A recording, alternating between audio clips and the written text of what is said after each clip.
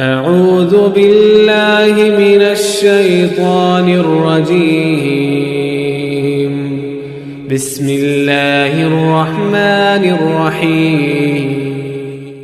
अल्लामा हेस्मी मजमाउज़ ज़वाइद के अंदर एक रिवायत नकल करते हैं, कहते हैं कि क़यामत का दिन होगा, मैदान महशर सजी हुई होगी, लोगों का हिसाब किताब हो रहा होगा,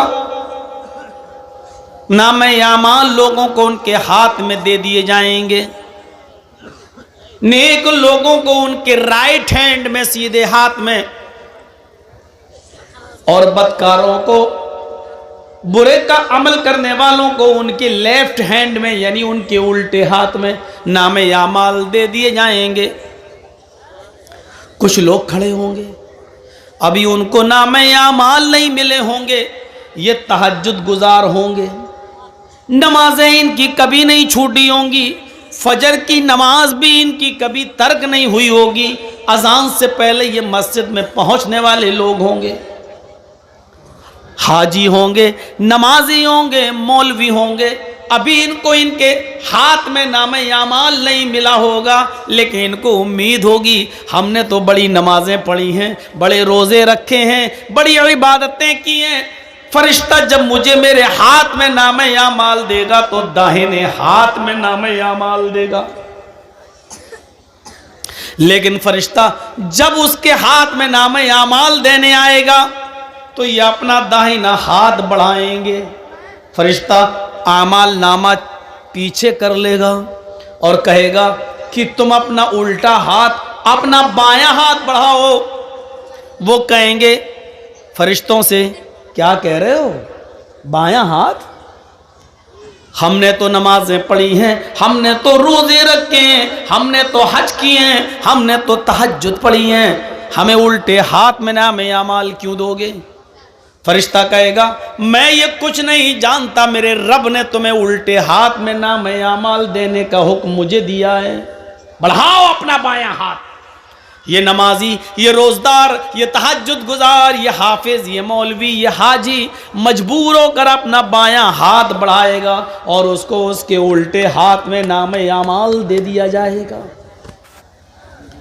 अब ये बाएं हाथ में नामे आमाल पढ़ेगा, खोलेगा, देखेगा ये बुराई, ये बुराई, ये बुराई, ये बुराई, ये बुराई, हर वर्क पन्ना उलटता जाएगा, पेज उलटता जाएगा, उसमें बुराइयां ही बुराइयां लिखी होंगी।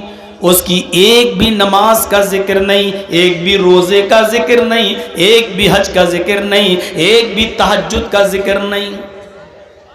वो ये देखेगा, अपना नामे आमाल उठाकर बंद कर देगा, चीखेगा और चिल्लाएगा आईना हसनाती या रब्बल आलमीन, आय अल्लाह इसमें तो मेरे गुनाह ही गुनाह लिखे हैं, हमारे नामे आमाल में तो बुराइयां ही बुराइयां लिखी हुई हैं, हमने जो नमाजें पढ़ी थी वो कहाँ चली गई, हमने जो रोजे रखे थे वो कहाँ चले गए, हमने जो हज किया था वो कहाँ चला गया, हमने जो तहज्जुद पढ़ी थी वो कहाँ चला गया, हमने जो सदका और खैरात किया था मस्जिदों में और मदरसों में जो हमने चंदा दिया था, ये नेकियां कहाँ चली गई? आईना हसनाती या रब्बल आलमीन, आय अल्लाह मेरी नेकियों का क्या हुआ, मेरी नेकियां कहाँ चली गई? आवाज आएगी गैब से, ओ मेरे बंदे तेरी गीबत ने, तेरी चोली ने, तेरे हसद ने, तेरे कीने ने, एक मुसलमान के खिलाफ तेरे दिल में जो नफरत थी, इस नफरत ने, इस हसद ने, इस गीबत ने, चुगली ने तेरी नेकियों को बर्बाद कर दिया, तेरी नेकियों को खत्म कर दिया। अब तेरे नामे आमाल में नेकियां नाम की कोई चीज नहीं रही।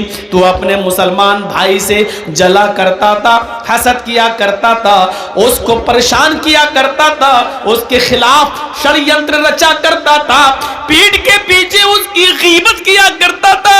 तेरी गीबत ने, चुगली ने, हसद ने, कीने ने, बुग़्ज़ ने, इनाद ने तेरी दुश्मनी को खत्म, तेरी नेकियों को खत्म कर दिया है।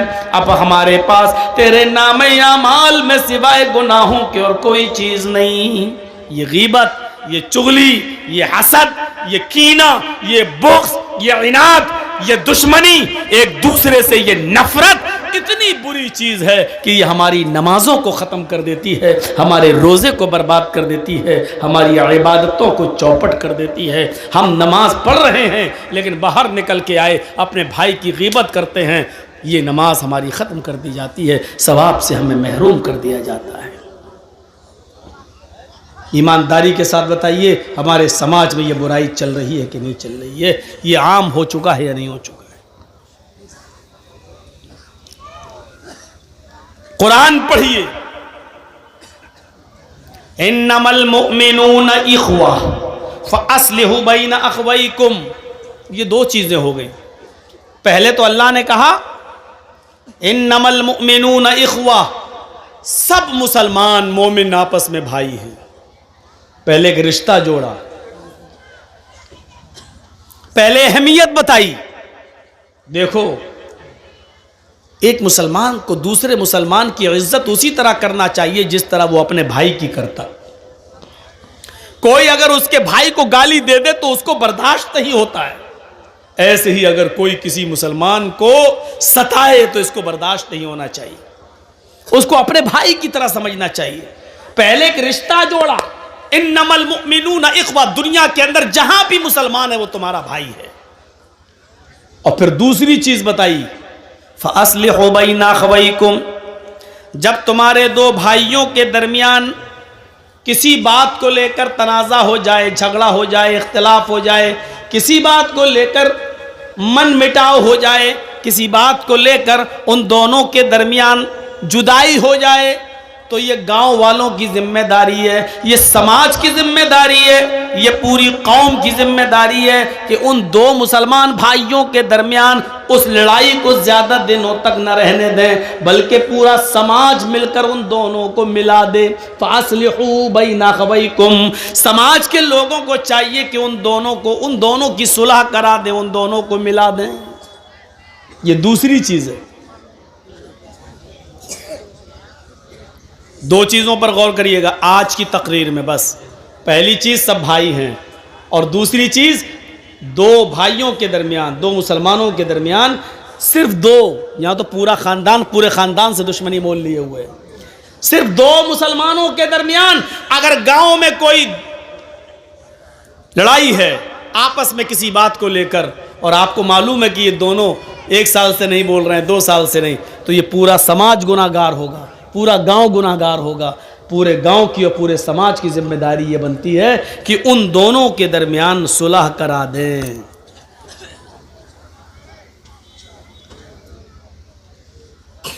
सुलह कराने के लिए एक हुक्म और दिया है। झूठ कितनी बुरी चीज़ है।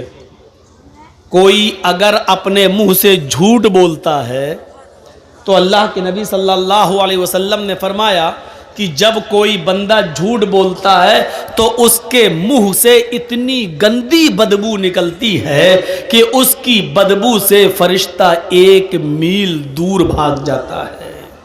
यहां से आप अंदाजा लगा सकते हैं कि झूठ कितनी बुरी चीज है। एक हदीस में आता है कि अल्लाह के नबी से किसी सहाबी ने पूछा, अरे अल्लाह के रसूल, क्या मोमिन बुज़दिल हो सकता है? अल्लाह के नबी ने कहा हाँ, हो सकता है। दूसरा सवाल किया, अरे अल्लाह के नबी, क्या मोमिन बखील हो सकता है, कंजूस? आपने कहा हाँ, हो सकता है उसने पैसा ज़्यादा कमा लिया हो और अल्लाह की राह में ज़्यादा खर्च ना करे, कंजूस हो सकता है, बखील हो सकता है, मालो दौलत की मोहब्बत उसके दिल में आ सकती है, हो सकता है। मोमिन बखील भी हो सकता है, मालो दौलत की मोहब्बत उसको आ सकती है, बुज़दिल भी हो सकता है, बखील भी हो सकता है।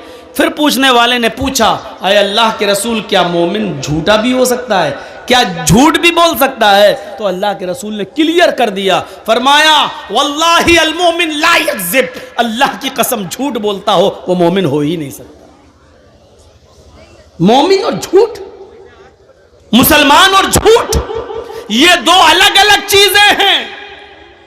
मुसलमान और झूठ नहीं, मुसलमान में बुज़दिली आ सकती है, मैदान जंग में लड़ रहा है, काफिरों से लड़ रहा है, देखा ये बहुत ज्यादा भारी पड़ रहे हैं, नहीं हमें मार डालेंगे, पीठ फेरी, चुपचाप से भाग गए मैदान छोड़कर। हालांकि ये भी गुनाह है, नहीं भागना है मैदान जंग में से, चाहे मौत ही आ जाए, लेकिन पीठ दिखा के नहीं भागना, ये भी गुनाह है। लेकिन अल्लाह के रसूल ने कहा इसकी वजह से आपको ईमान से निकाला नहीं जाएगा। गुनाह है लेकिन मोमिन रहोगे, उसका गुनाह तुम्हें पड़ेगा।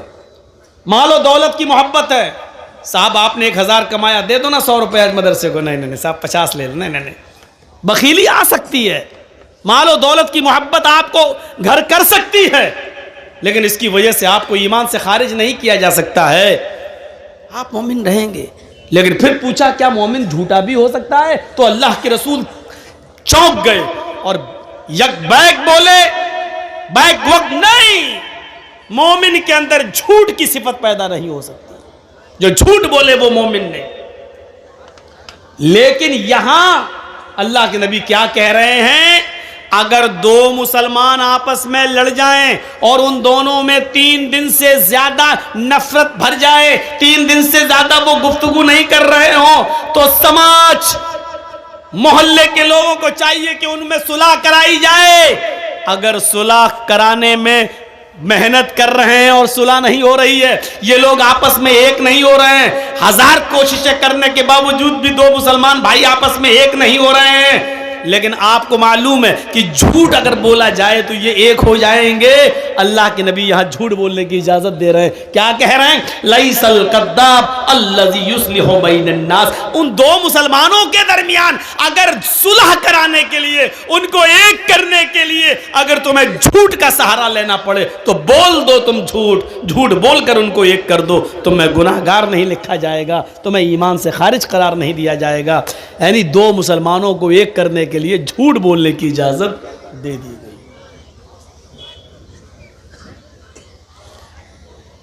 इसी तरीके से अगर किसी की बीवी नाराज हो और मन ना रही हो तो शौहर अपनी बीवी को मनाने के लिए भी झूठ बोल सकता है, लेकिन इतना बड़ा झूठ मत बोलना कि पकड़ जाए। हाय इतनी मोहब्बत करता हूं, तुम कहो तो चांद तोड़ के लाए। अबे 1 मील तो ऊपर जा नहीं सकता, तो 2,40,000 मील की ऊंचाई पे जाके चांद तोड़ के लाएगा? तो इतना बड़ा भी झूठ मत बोलना कि बीवी को यकीन ही ना आए। हल्का फुल्का झूठ जिससे वो मान जाए शौहर बोल सकता है, इजाजत है, इसके अलावा और कहीं नहीं। तो मेरे भाइयों आप अंदाजा लगाइए कि एक मुसलमान का दूसरे मुसलमान के साथ क्या मामला है कि अगर झूठ बोलकर भी उन दोनों को एक किया जा सकता है तो कर दो। इससे अंदाजा लगा सकते हैं कि झूठ जो इतना बुरा हो कि बोलने वाले के मुंह की बदबू से फरिश्ते 1 मील दूर भाग जाते हो, और यहां इजाजत दे रहे हैं अल्लाह के रसूल, अगर उन दोनों को एक करने के लिए झूठ का सहारा लेना पड़ रहा तो ले लो। इन्नमल मुमिनूना इख्वा, सारे मुसलमान आपस में भाई भाई हैं। भाई का मतलब जानते हो? ट्रेन में आप सफर करिए, कितनी जल्दी दोस्ती हो जाती है।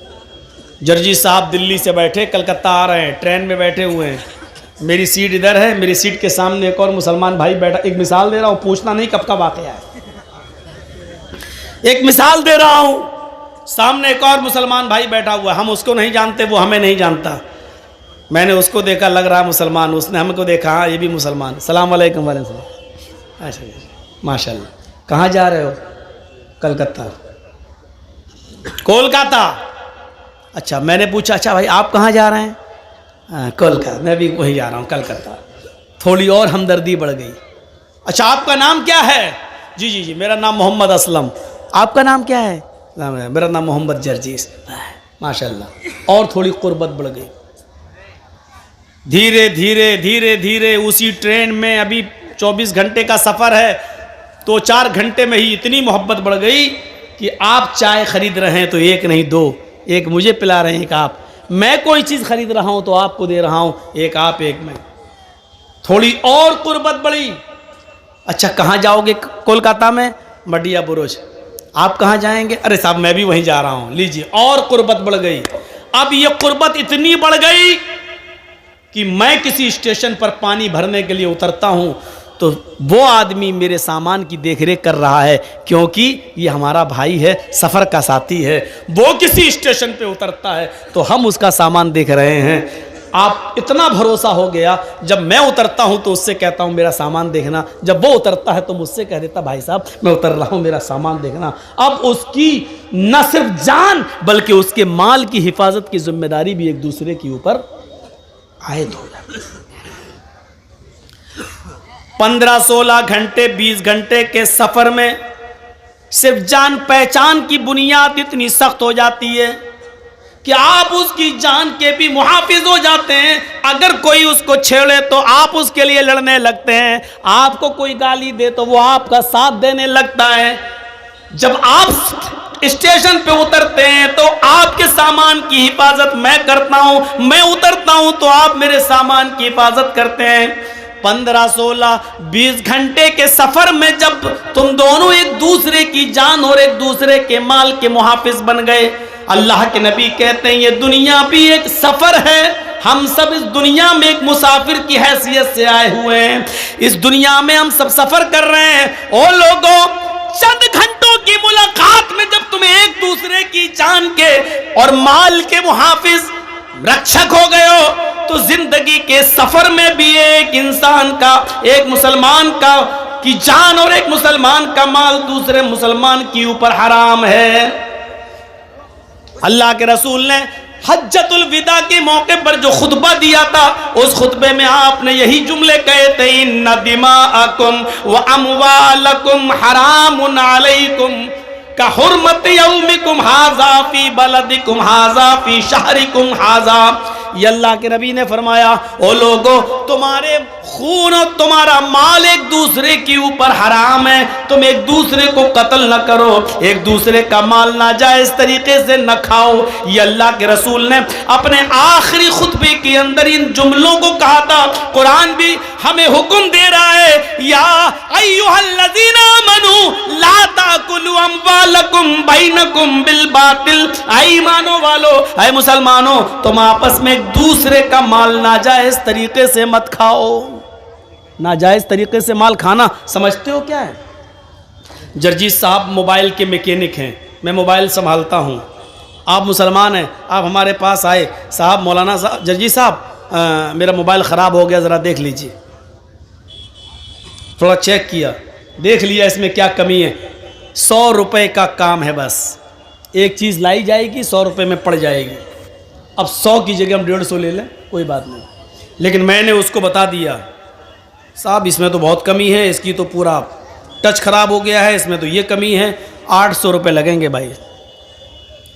800 भाई देख लीजिए यार, हम गरीब आदमी हैं, होते हो नहीं साहब, इसमें इतनी कमियां हैं, इसमें इतनी प्रॉब्लम है, ये है, ये पड़ेगा, वो पड़ेगा, लोकल नहीं डालते हम, ओरिजिनल डालते हैं, ये करते हैं, वो करते हैं। और बात होते होते 500 रुपये पे मामला टिक गया। आपको मालूम है 100 रुपए की चीज पड़ना है और आपने उसको 800 से तय करते करते 500 पे मामले को डन कर दिया। सुनो, मोबाइल संभाल कर उसको दे दिया और 500 रुपए ले लिया। ये 500 रुपए लेके जब आप अपने घर जाते हो, गोश्त खरीदते हो, खाना बनाते हो, या इससे कोई कपड़ा खरीदते हो, पहनते हो, अल्लाह की कसम आपने नाजायज तरीके से उससे जो माल कमाया है, इस माल को खाकर अगर आप नमाज पढ़ेंगे तो आपकी नमाज कबूल नहीं होगी। अगर इस 500 रुपए से आपने कोई कुर्ता खरीदा और कपड़ा पहनकर नमाज पढ़ रहे हो तो आपकी नमाज आपके मुंह पे मार दी जाएगी, कबूल नहीं होगी, क्योंकि आपने नाजायज तरीके से माल कमाया है।